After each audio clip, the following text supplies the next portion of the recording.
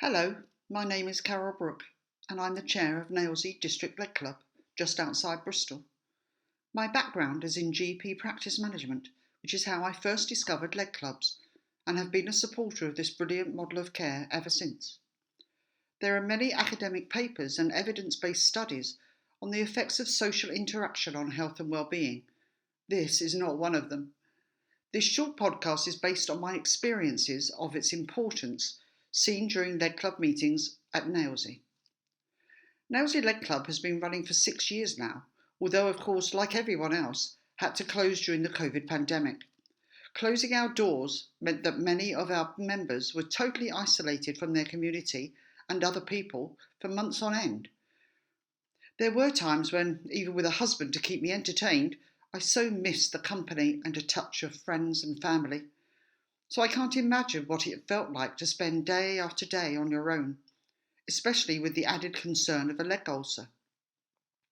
There is no doubt in my mind that health and well-being is improved by social interaction, and that's why the Leg Club model of care is so very important. With the easing of COVID restrictions during the summer of 2021, the Leg Club committee was keen to reopen and get everyone together again. But unfortunately, the nurses are under such pressure from the vaccination programmes, they simply couldn't be released, no matter how much they wanted to support us. So the Leg Club Cafe was born. So important is the opportunity to get together in an informal setting, have a chat over a cup of tea and something a bit naughty like a piece of cake. We were all completely committed to getting the cafe up and running. Our volunteer teams couldn't wait to see all the Leg Club members again, and our volunteer drivers were queuing up to get their names on the rota. And what a lovely buzz there has been on each of the Wednesday mornings. We have met. Happy cries of "How lovely to see you again," with smiles all round. It was interesting, and rather sad, to see how some of our members had physically deteriorated over the previous 18 months of isolation. Of course, they tend to be the more elderly age range, but it is clear that the health and well-being of some of them had been badly affected. This confirmed to me the importance of social interaction provided by such community groups as the Leg Club. Even before COVID, our busy Leg Club had a reputation for being welcoming and good fun. We don't need to provide games or entertainment.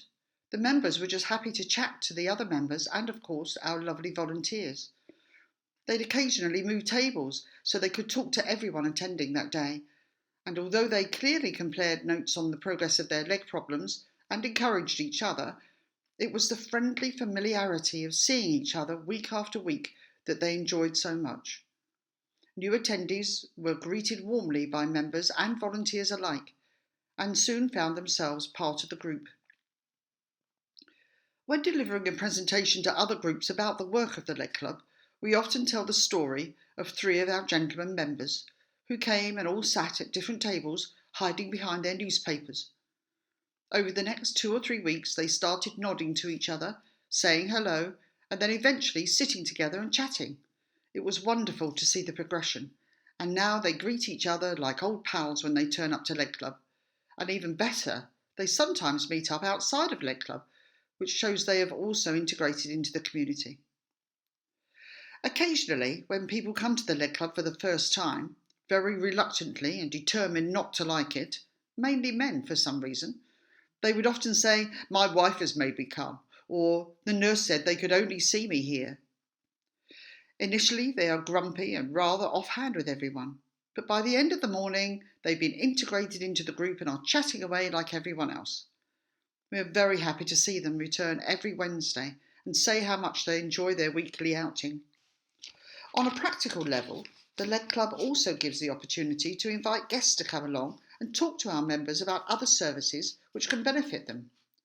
This includes such organisations as Curo, who support people in managing their homes better, WHAM, standing for Warmer Homes Advice and Money, who help to reduce fuel poverty, and an exercise and health specialist who encourages movement and activity at whatever level the individuals can manage.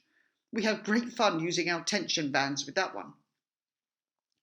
As an example of how much external organisations can help, we also had a member who was very socially withdrawn, living in an isolated home and with very few opportunities to socialise. Our volunteer drivers, who brought her to the Leg Club, made great inroads with encouraging conversation during the 15-minute journey, and once at the club, other members' chatter slowly brought her out of herself. This member now attends other community events, such as the weekly luncheon club, entirely due to our members drawing her into the community, and her life is richer for it, and her mental and physical health has improved too. So you can see that although the clinical service of lower limb care is central to what the Leg Club provides, the social side is equally important to the improved health and well-being of our lovely members. Social interaction leads to more happiness and positivity, which in turn improves mental and physical health. In my view, we need a Leg Club in every town and village. Thank you for listening.